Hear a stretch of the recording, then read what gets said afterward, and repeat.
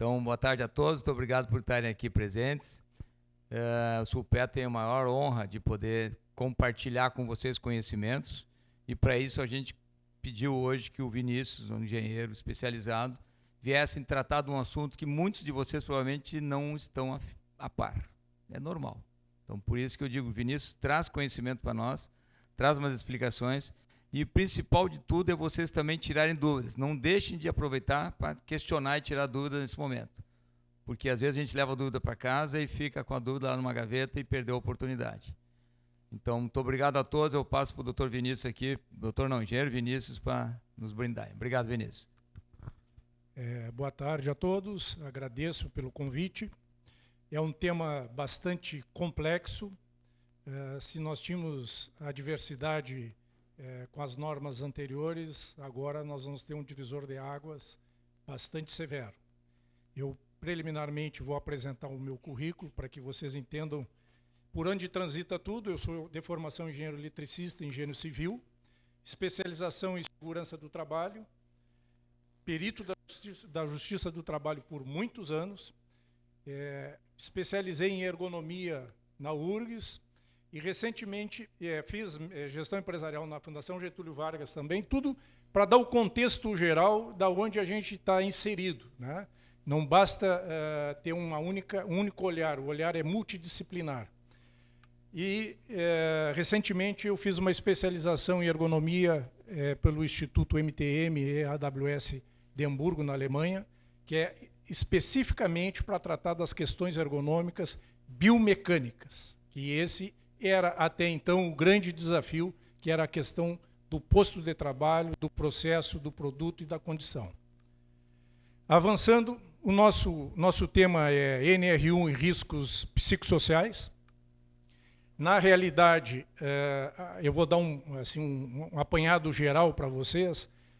Essa norma não é nova, ela já é antiga, a questão do psicossocial já existe há bastante tempo, ele é latente.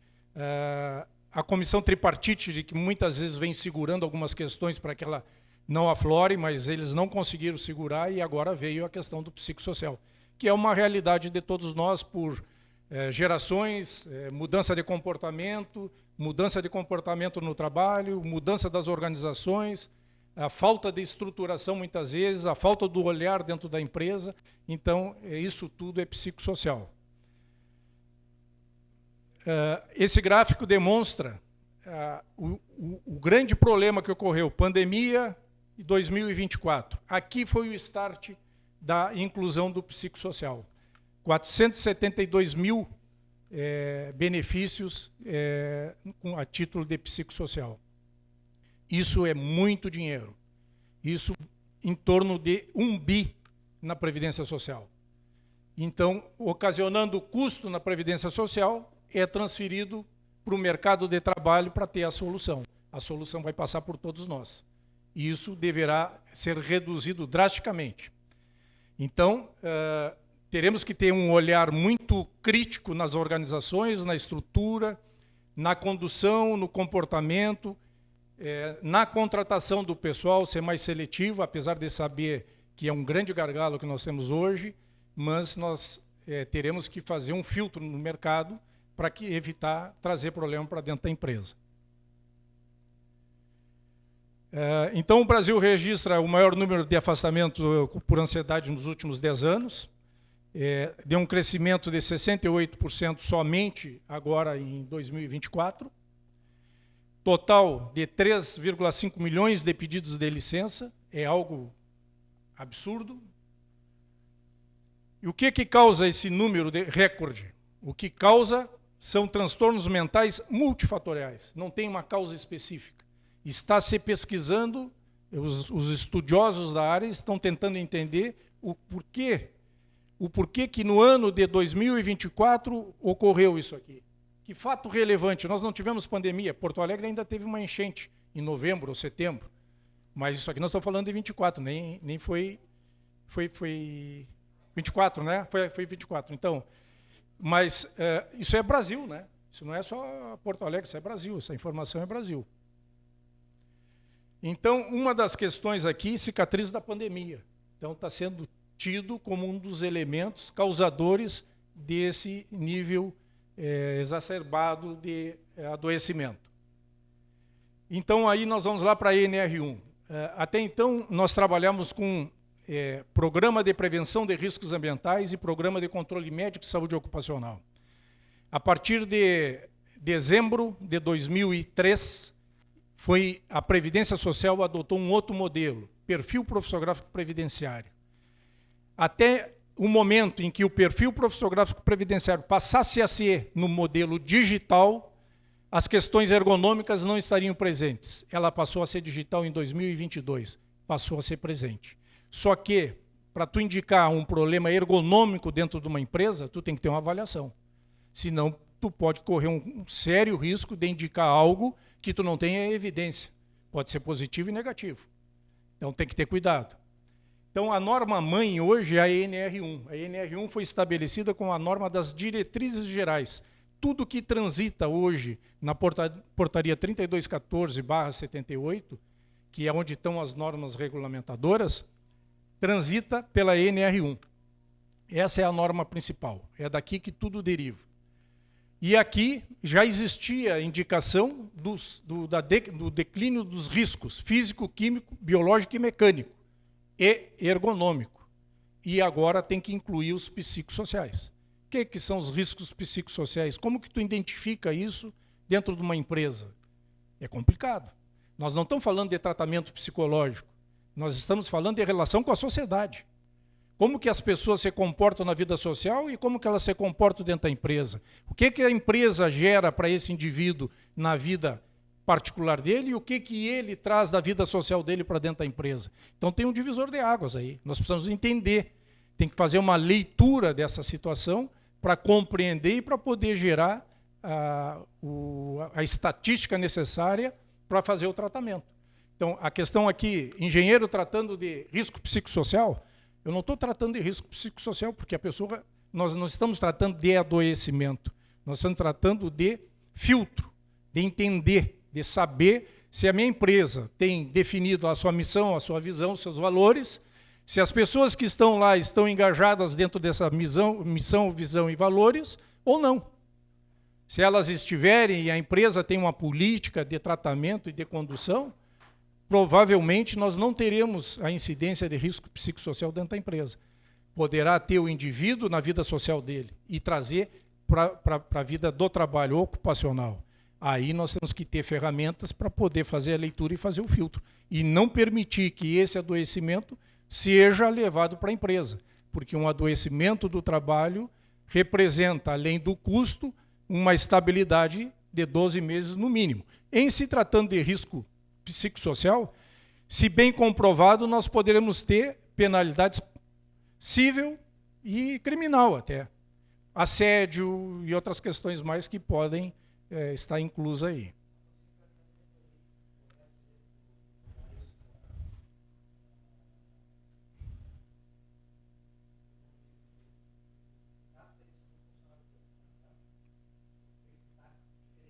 Uhum.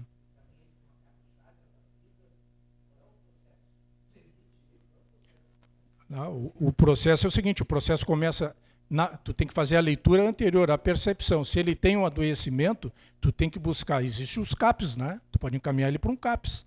O CAPs é um instrumento, um instituto criado pelo governo federal para tratar as doenças mentais. As mais abrangentes possíveis. Mas aí tu tem que ter uma estratégia dentro da tua empresa.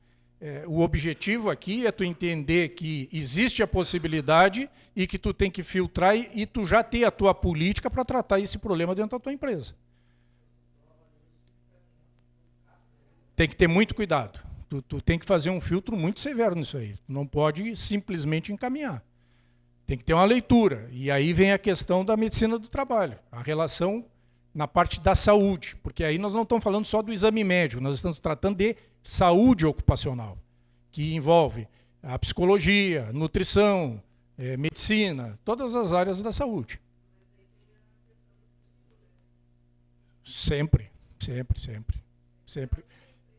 Bom, nós desenvolvemos um modelo em que nós criamos um comitê, a empresa é obrigada a ter um comitê, assim como tem o comitê do assédio, se vocês não sabem, hoje é obrigatório tu ter o tratamento do assédio dentro da empresa.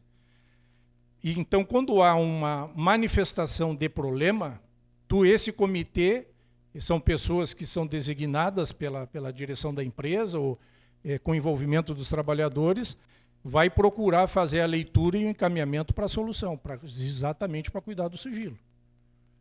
E aí vem também as questões assim, quando é levantado um problema efetivo de adoecimento, aí tem que tratar com o médico e com o psicólogo.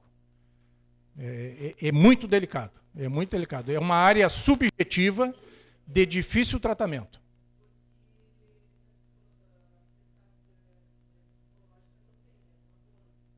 Sim.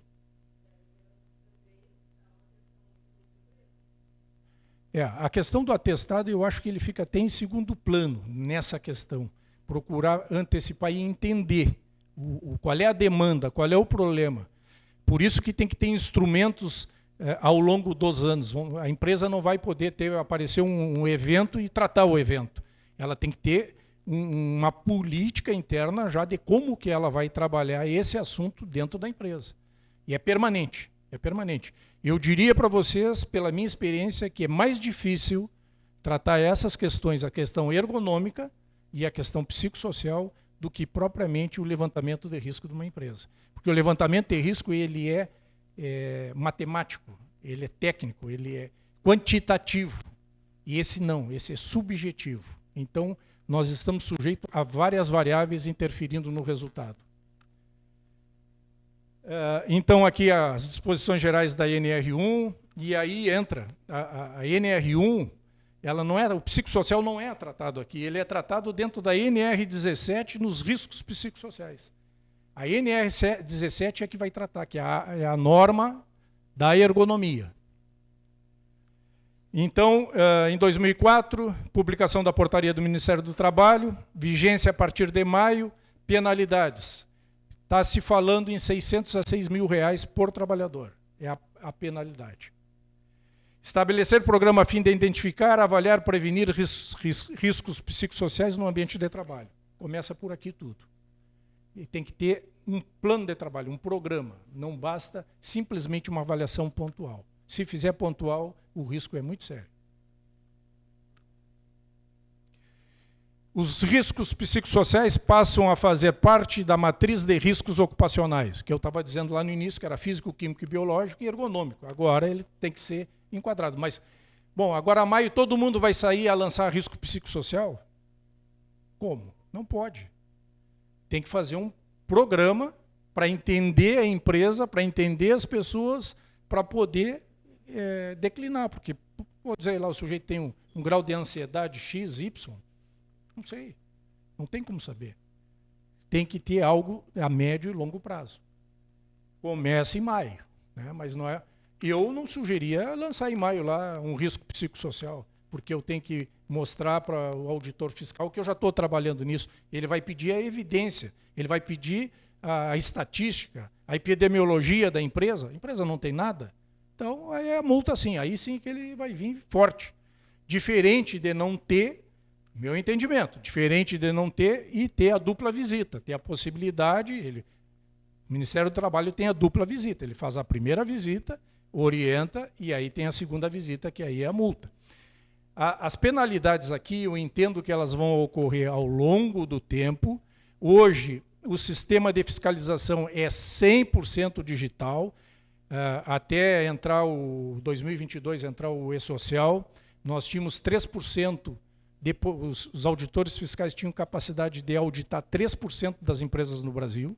Hoje é 100%. É que KNAI versus CBO, vezes a demanda, lá, o acontecimento, qual é o nível de acidente, qual é o CID, que é o Código Internacional de Doença, automaticamente já vai gerar, ligar a luzinha vermelha lá do Ministério do Trabalho, olha, essa categoria tem que ser fiscalizada. Assim como houve a força-tarefa dos engenhos, a força-tarefa dos frigoríficos, haverão outras forças-tarefas. Só que o que está em voga agora é psicossocial. E eu acredito que nós teremos aí, durante esse ano, amadurecer essa questão para botar em prática.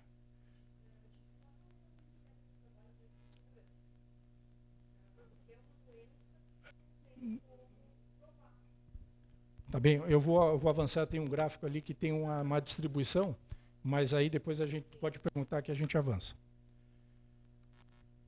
Então, aqui, falando um pouco de ergonomia, né, nos riscos ergonômicos, a ergonomia está baseada em risco na parte física, cognitiva e organizacional. Então, eu inverto isso aqui. Eu entendo que a organização é o primeiro elemento para ser tratado na ergonomia. É a organização da empresa em todos os aspectos. É a organização de procedimento, organização física, de equipamento, de mobiliário.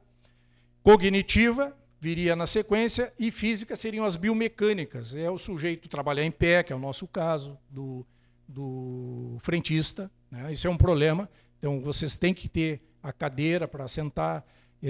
Trabalhar 7 horas e 20 minutos ou 8 horas em pé não é suportável para ninguém, não tem como. Nós vamos ter problema de membros inferiores, com certeza, e a idade vai avançando e vai cada vez comprometendo mais. Então, se vocês não têm cadeira na pista de atendimento, coloquem, porque é imprescindível. As consequências: o clima das organizações, os adoecimentos e os acidentes decorrentes do trabalho pode impactar no ambiente, gerando insegurança e consequências severas, tornando um ambiente desfavorável e muitas vezes tóxico, que é aquele ambiente em que o colega é o mala, é o colega que faz bullying. Isso tudo é psicossocial, pessoal. Então, aquele cara que está lá, que é o passo errado dentro do grupo, esse nós vamos ter que tratar ele diferente. Porque esse vai gerar um problema interno que pode gerar um problema psicossocial. Então, a relação do trabalho ela é muito importante. A relação externa, a relação interna e a relação entre empregador e empregado. Esse modelo vai mudar. E nós temos um outro problema aí, que são as gerações que vieram. Nós temos a geração Z, a geração Y, comportamento diferente do nosso comportamento, postura diferente. A questão deles se integrarem no trabalho é muito complicado, é muito difícil. Talvez aí a minoria se consiga se fazer essa integração. A grande maioria está flutuando na parte eletrônica, né, tablet, celular. Então, é muito complicado. É um desafio enorme. E a consequência é a redução da produtividade, aumento do absenteísmo, que é a falta do trabalho, né? Custos elevados com saúde e com afastamento. Nós fizemos um trabalho de pesquisa de junho do ano passado até dezembro, das empresas que nós trabalhamos. Nós começamos a fazer validação de atestado médico e nós tivemos um valor de R$980 mil de custo para as empresas só em atestado médico. R$980 mil de dias de afastamento. E afastamento, como tu está dizendo, são afastamentos que muitas vezes tu não consegue comprovar ele. Tu tem que monitorar, tu tem que fazer um trabalho em cima desse afastamento, no mínimo para constranger a pessoa, segundo, para poder colocar a epidemiologia, o CID correto, para ter a epidemiologia correta, para que tu possa dar o tratamento devido à pessoa. Porque nós temos bons trabalhadores e nós temos maus trabalhadores. Nós temos bons cidadãos e maus também, faz parte da sociedade, né? A sociedade é complexa. Então, a medida de controle. Medida de prevenção e controle inclui análise da organização, posse de trabalho, capacitação dos funcionários, uso de equipamento adequado. A implementação de práticas saudáveis e avaliações periódicas são essenciais para garantir um ambiente de trabalho seguro. É por aí. Então, é filosófica a coisa, mas é por aí que ela vai se desenvolver. Esse slide aqui eu procurei demonstrar para vocês a complexidade do que a gente está tratando da ergonomia e da psicossocial, em função que a ergonomia está envolvendo, nós temos lá as ciências técnicas, a ciência da vida, a ciência humana e as ciências sociais. Isso é a vida da gente. Está tudo aí dentro. E aí nós temos, daí vai brotar a questão psicossocial, que é o comportamento e o interrelacionamento. Isso é psicossocial. Então, essa coisa assim de tratar as pessoas dentro do ambiente de trabalho não é o objetivo. O objetivo é entender a empresa, fazer o raio-x dela e estabelecer a política para que não tenha o efeito desse tipo de ação danosa. do sujeito que é permissivo, do sujeito que contribui negativamente dentro do ambiente. Assim, pessoal, eu sei da nossa realidade em relação à empregabilidade, né? Porque o governo coloca lá 6% da empregabilidade, mas quem está lá no como é que chama esse Bolsa Família, ele está dentro do índice do governo. Aí tem 6% mesmo, né? 50 milhões de brasileiros hoje estão no Bolsa Família. 20 milhões, alguma coisa, está no benefício.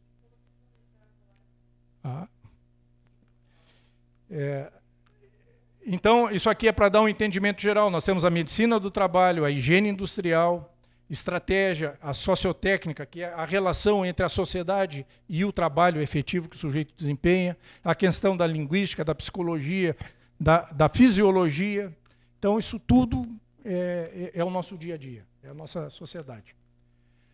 Aí, a nível de risco psicossocial, nós temos lá ritmo de trabalho. Gera problema de psicossocial? Pode gerar. Uma empresa que tenha ritmo, um frigorífico, por exemplo, que tem uma correia transportadora e que o sujeito tem que estar fazendo, tipo o filmezinho do Chaplin aquele, com certeza, se aquilo ali não for bem dimensionado, por isso que a força-tarefa do Ministério do Trabalho bate muito em frigorífico. Realmente é um trabalho danoso. Eu trabalhei num frigorífico em que tinha um indivíduo que trabalhava na sangria do boi. Então ele tinha uma cadeirinha, era uma rampa, uma cadeirinha, e ele fazia 700 animais por dia. Ele pegava lá embaixo, atordoava, dava uma marretada na cabeça, amarrava, atordoava e começava a subir na noia aquele bicho. E o sujeito vinha sangrando ele. Quando chegava lá em cima, ele estava sangrado, terminado, já ia para outra parte. Descia de novo, ia lá. Imagina que esse sujeito não ia ter um efeito. Acha que ele ia dormir normalmente? Sempre tem um efeito residual. Não tem como o sujeito, o mais preparado, não suporta uma situação dessa. Então, em frigorífico, é um trabalho pesado, realmente. Então, aqui nós temos a questão do assédio, da violência, do ritmo de trabalho, na forma da contratação, aqui as novas formas de contratação, esses contratos que às vezes geram insegurança. Eu estou trabalhando numa empresa em que é pública, mudou a diretoria e o pessoal faz 3 meses que não sabe o que vai acontecer com eles. Vai trocar a chefia, quem é que vai ficar trabalhando, quem é que vai ser demitido. Então, isso é psicossocial.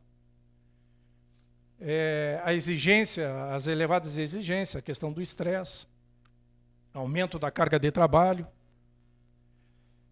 E aí, dentro de alguns fatores que afetam o bem-estar mental, estão o assédio moral, a falta de reconhecimento, aquela pessoa que tem potencial e muitas vezes o chefe não deixa. Eu estou falando de hierarquia, né, direção, chefia e subordinado, que o subordinado até tem potencial, quer contribuir para a empresa e o chefe não deixa, porque vai aparecer para o diretor da empresa e vai fazer mal para ele. E isso é psicossocial, isso gera problema.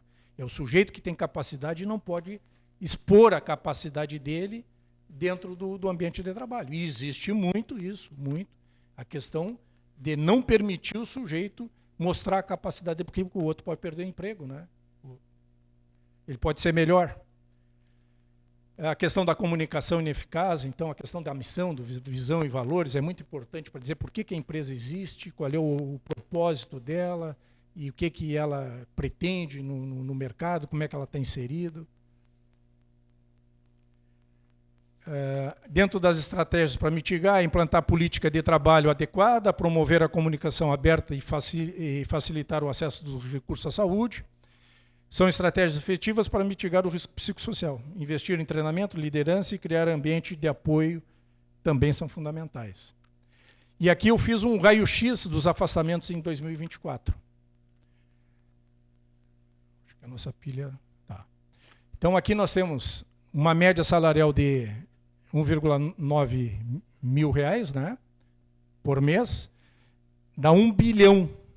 O psicossocial gerou 1 bilhão de custo para a Previdência Social. Os maiores índices, Rio Grande do Sul, Distrito Federal, Santa Catarina e Rio Grande do Sul. São os maiores estados, a maior incidência que tem de problema. Mas aqui a gente ainda tem algo assim, né? Mas principalmente aqui essa região aqui, né? Mas aqui nós estamos falando de todo o Rio Grande, né? Então, o grande índice, o grande indicador dos afastamentos é a ansiedade, a depressão e o estresse. Esses aí são os 3 mais importantes.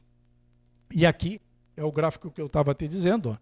Aqui está o gráfico, 141 mil pessoas por ansiedade, transtornos ansiosos, aqui tem depressão, ansiedade, depressão recorrente, transtorno bipolar, ou alcoolismo, e a questão do psicossocial, se ele não for tratado, nós podemos ir para o álcool e para a droga. Tem um passo à frente ainda, né? O perfil a nível de população, 301 mil são mulheres, com idade de 41, média de 41 anos, 171 mil são homens, 41 anos, 92 dias em média de afastamento das mulheres e 105 dias de afastamento dos homens. Isso aqui é um trabalho que foi feito por uma jornalista do G1. De acordo com a Organização Mundial, 264 milhões das pessoas sofrem de ansiedade e causam uma perda de $1 trilhão ao ano. É muito dinheiro. A mesma pesquisa afirma que um dólar investido em ações de melhoria economizam $4. 79% dos colaboradores relataram ter sofrido, isso aqui é uma pesquisa, no trabalho, estresse no trabalho nos últimos 12 meses. 22% disseram sentir estresse com alta frequência. 47% acham que é normal sentir estresse e ansiedade no trabalho. Essa é a nossa população. Então, em traços gerais, não sei se eu consegui passar para vocês um panorama, né, do que é o psicossocial, da origem dele e legalmente aonde ele está inserido e por onde nós temos que transitar. Eu fico à disposição para qualquer informação. Primeiro, uma salva de palmas para o nosso orador aqui. É assim, ó, tu não é um mensageiro das más notícias, a gente só tem que entender, não vamos matar o carteiro aqui, só temos que entender que as notícias estão aí. Desculpa. O que eu quero te tentar passar para a nossa turma, todo mundo aqui, é para a gente entender esse processo, porque assim, está muito difícil a contratação hoje, não está? Está muito difícil fidelizar a gente, tá terrível. Se a gente não tiver uma outra abordagem, um outro olhar, a gente não vai conseguir avançar nesse processo. E na minha visão, não adianta a gente achar que é hoje o problema. Esse problema é eterno. Se nós pegar a Revolução Industrial alguns anos atrás, parecia que o mundo ia acabar. O celular há 20 anos atrás não existia praticamente. Então não adianta, a gente só tem que pegar o que tem para fazer. Então o que tu recomenda na prática, assim, Vinícius? Assim, o pessoal quer saber na prática. O que eu vou fazer lá no posto amanhã? O que eu vou fazer amanhã para poder começar a entrar nesse circuito aí? Bom, eu diria que...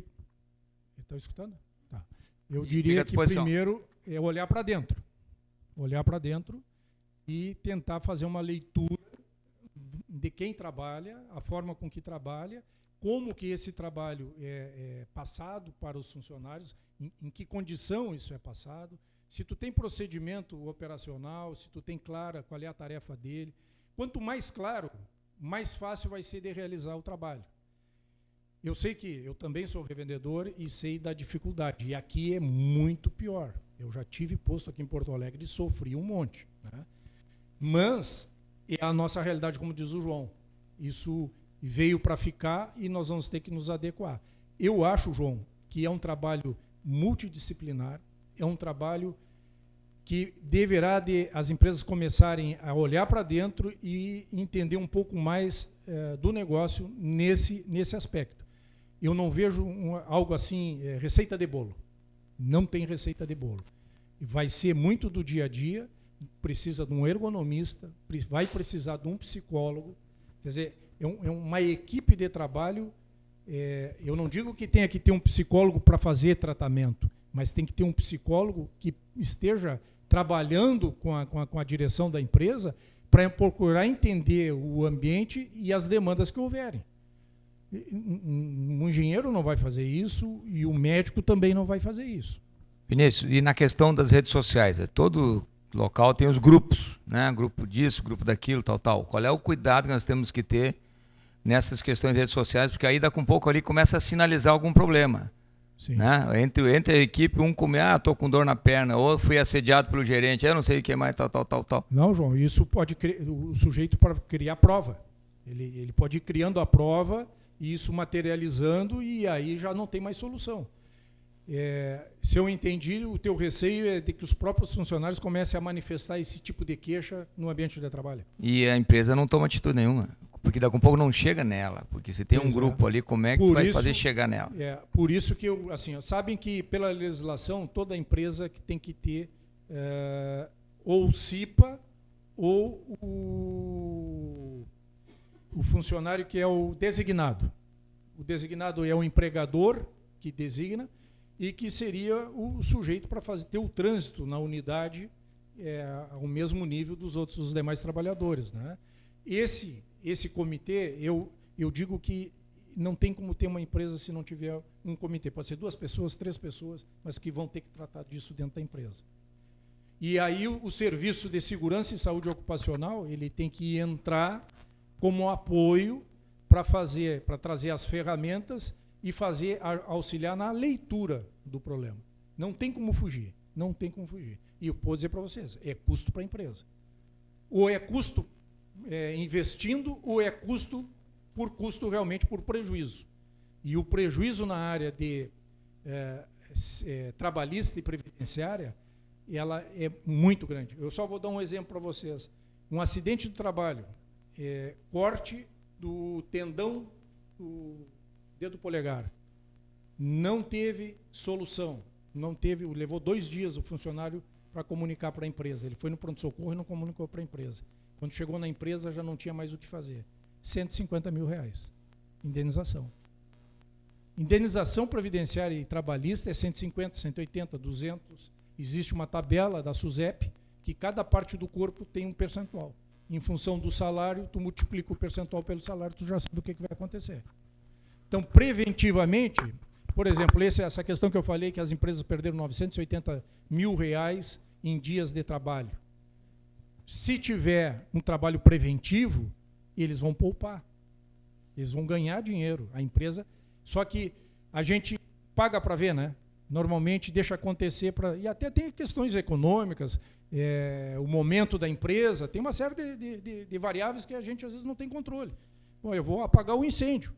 Ele não é o recomendado, né? Eu vou apagar o incêndio, mas se tu puder prevenir, fazer lá a contenção para que tu não tenha um incêndio, ele vai ser mais produtivo.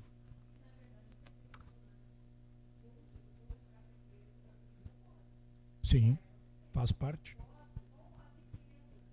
A defesa é tu ter um processo de seleção e contratação. O médico... vão entender o papel do médico do trabalho. O médico do trabalho, ele não é um clínico. Ele, quando faz a avaliação do trabalhador, ele diz, o sujeito nem me olhou. Não, o sujeito ele faz em função da atividade que vai exercer, saber se o sujeito está apto. Eu vou trabalhar em altura, eu tenho problema de glicose, eu tenho algum problema de ansiedade, sei lá o que lá, não posso trabalhar, porque tem que fazer um psicossocial, né, para trabalhar em altura. Faz uma avaliação psicossocial. Mas, sim.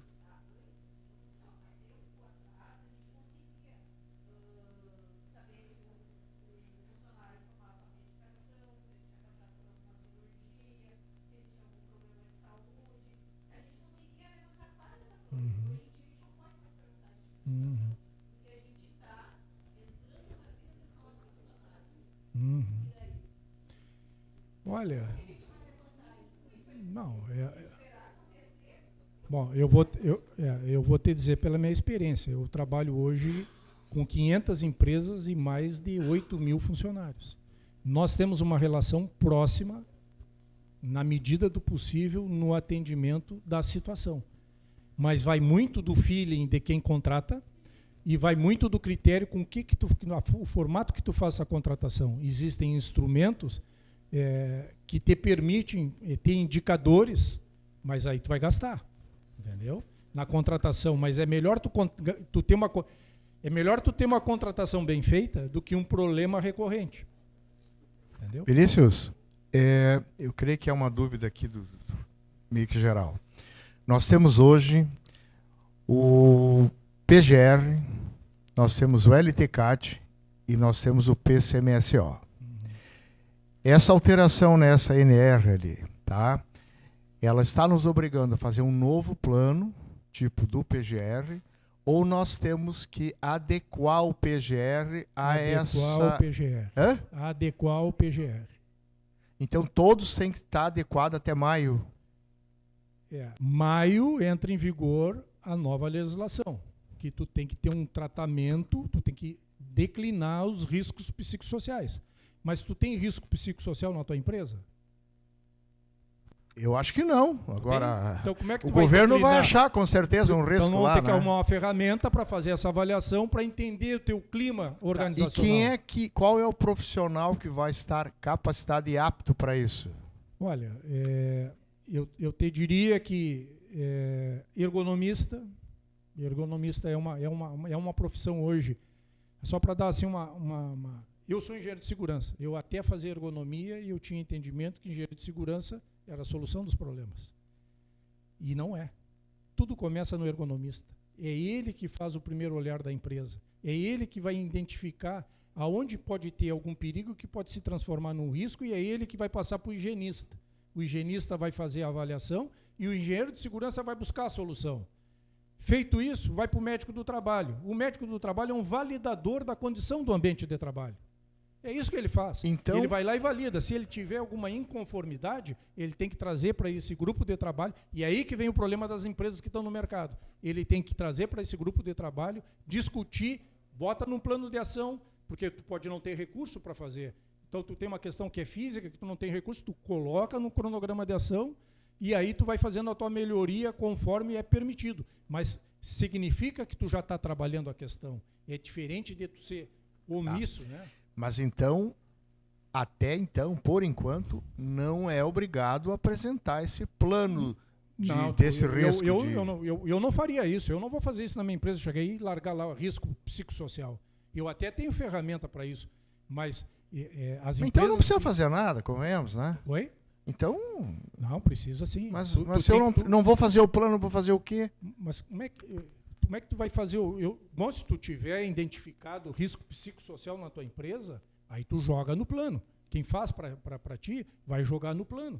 Mas tu imagina que eu vou dizer assim, eu tenho funcionários com risco psicossocial, ansiedade. Tu está declarando. Se tu está declarando, tu é responsável. Se eu não declaro, eu ainda não sou responsável. Então tem que ter a evidência. Tem que procurar a evidência. E sabendo que essa evidência é subjetiva. Aí vem a questão do atestado. Muitos atestados desses são dados em UPA, Sim, e que vem sem o CID. Tu nem sabe qual é o problema do funcionário. Exatamente, isso é um grande problema. Mas assim, não é obrigatório, mas a nossa recomendação é que se faça no contrato de trabalho ou uma ordem de serviço em que a pessoa coloque o CID. Porque o CID também é obrigatório. Não, ele é obrigatório por. Não, o CID é obrigatório. Não, se o funcionário não. Tá bem? Mas aí está dentro da relação de trabalho. Se o sujeito já está infringindo uma norma interna, já é um problema. Então, por que ele tem que ir? Porque o Ministério do Trabalho exige o estudo psicoepidemiológico. E sem CID, tu não faz levantamento epidemiológico.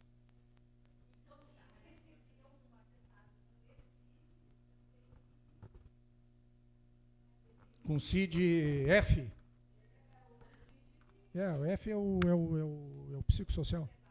Isso. Se tu receber, tu tem que entender ele, né? Primeiro, ele é do... Tem que fazer o quê com... Não, pois aí nós...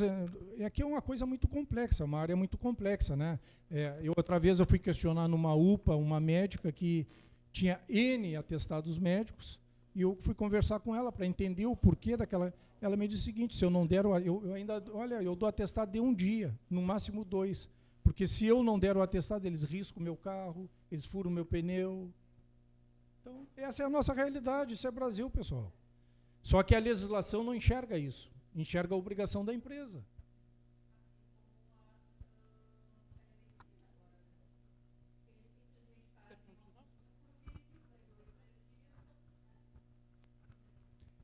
aí tu tem que ter uma estratégia para validar isso. E assim, ó, é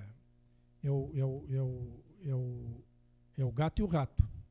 É mais ou menos a relação do gato e o rato. É quem é que vai conseguir escapar primeiro, né?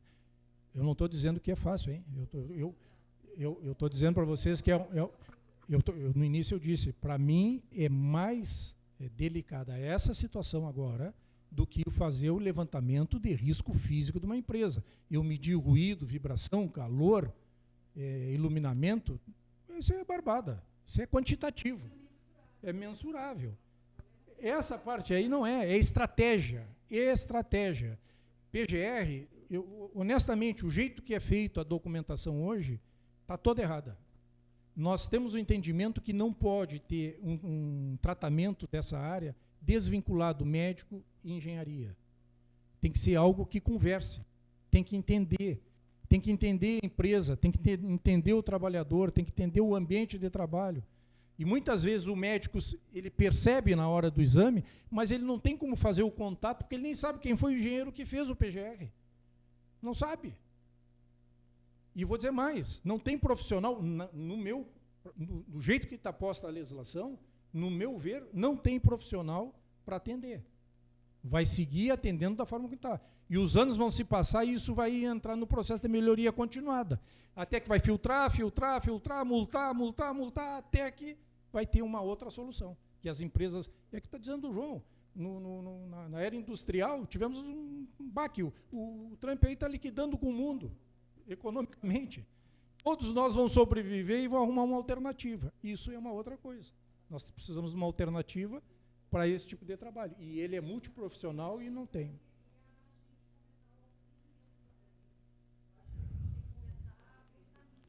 Aí... Sim, falando no nosso segmento, sim, né? Mas e os outros, né? Aí é complicado. Mas eu vou dizer para vocês, recrutamento e seleção, porta de entrada. Recrutamento e seleção, porta de entrada. E aí tem um contrato de experiência, tem uma leitura da empresa, clima, é por aí.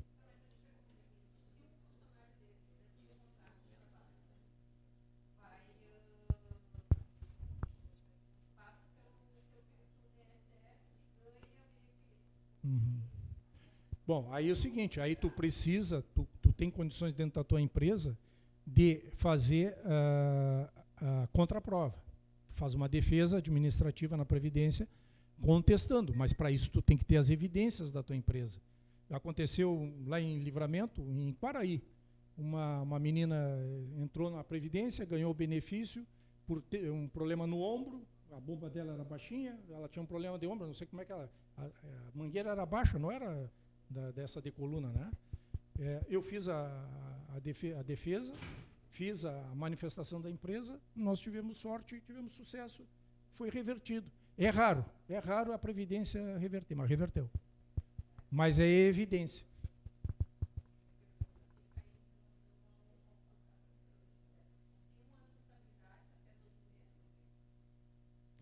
E outro problema, né? Vamos lá, o outro problema da estabilidade é que a pessoa retorna para trabalhar e vamos lá, pessoal, a internet está aí.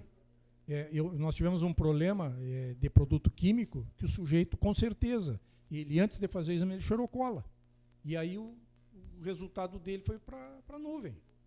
E aí nós deixamos ele 60 dias afastado do trabalho, acompanhando ele, a empresa pagando exame, para que não tivesse consequência no meio geral.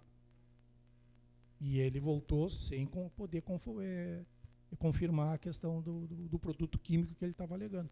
É um problema sério, mas está dentro do propósito da organização. Eu estou falando aqui como profissional da área. É como diz o João, eu não quero trazer notícia ruim, mas nós temos que enfrentar a diversidade.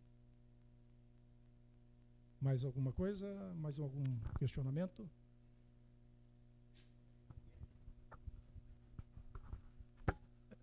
Não, eu acho que isso aí não se esgota nunca, né, Vinícius? Não se esgota nunca. E a criatividade dos nossos legisladores é enorme. E lembrando que o Rio Grande do Sul, nossa amada pátria aqui, ela é pródiga em fazer uma fiscalização mais assertiva. Aqui as coisas não são que nem em outros lugares. Os caras vêm e começam daqui, daí se esparrama para o resto do Brasil. Mas não tem uma solução pronta. Eu recomendo a todos vocês que olhem para os seus negócios, olhem para esse detalhamento, dê uma visão humana para o seu negócio e tirem dúvidas. Nós estamos aqui, o Vinícius está aqui para, na sequência, se tiver alguma outra coisa que não deu para esclarecer, passe para a nossa equipe. Ela te reencaminha também. E aí vamos trabalhar em conjunto, olhando um cenário para frente. O que eu tenho visto no mercado é assim, muita coisa na internet para vender. Entendeu? Então o que eu estou dizendo é o seguinte, o olhar não é do doente na empresa, é o olhar de fora, entender a empresa e fazer um divisor, tentar dividir o que o sujeito está trazendo para dentro da empresa e o que a empresa está contribuindo com ele. Esse é o primeiro olhar. A partir daí é que as coisas, as políticas vão se desenvolver e a estratégia de melhoria vai acontecer. Mas precisa de profissional. Isso aí. Não é qualquer um, no meu entendimento. Certo, pessoal? Muito obrigado a todos vocês. O café continua servido ali. Ficamos à disposição aqui. A gente só tem que sair até as 8 da noite, né, Vinícius? Obrigado a todos aí. Valeu.